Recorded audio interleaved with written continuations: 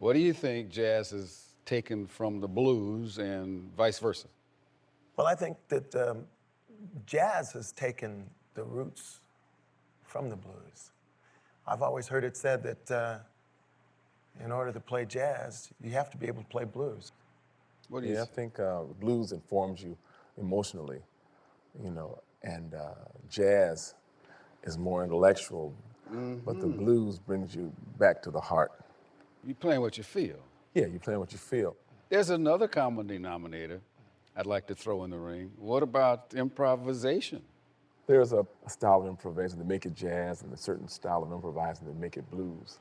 There's a borderline in there, you know? The two, kind of like this sister and a brother, like, separated at birth, I guess maybe.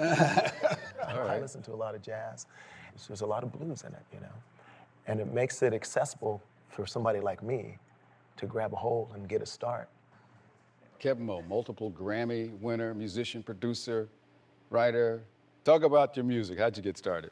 I started on the trumpet in the 5th grade, and then I got kicked out of the band for playing trumpet. I got kicked out, and then I got a guitar.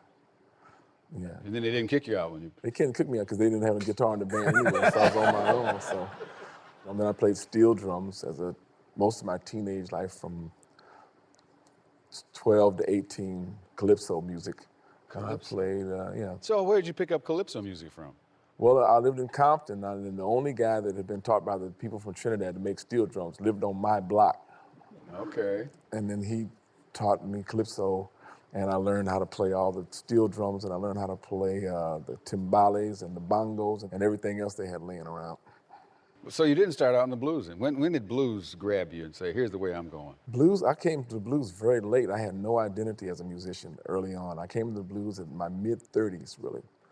I was playing, and I had a record out called Rainmaker, which was on Casablanca, and it flopped. It sold dozens of copies. Dozens? Dozens of It copies. went aluminum, huh? Went paper. Yeah, so after that, pretty much that career was over. Uh-huh. And I started completely from scratch, and I evolved, started with BB, and I started going back till I ended up with people like Mississippi Fred McDowell, Robert Johnson, and the old real gut bucket. You've obviously studied the roots of blues, and because you've referred to some of those artists. Yeah, Why is that music special to you? Because there's no pretense in the blues. And when I heard Big Bill Broonzy play, and those guys in that, all I heard was a guy sitting out after he had picked cotton all day, playing some music because he didn't have no radio and going to dance, and there was no Hollywood, there was no big city in it. It was all just raw, this is what's going on. Mm-hmm.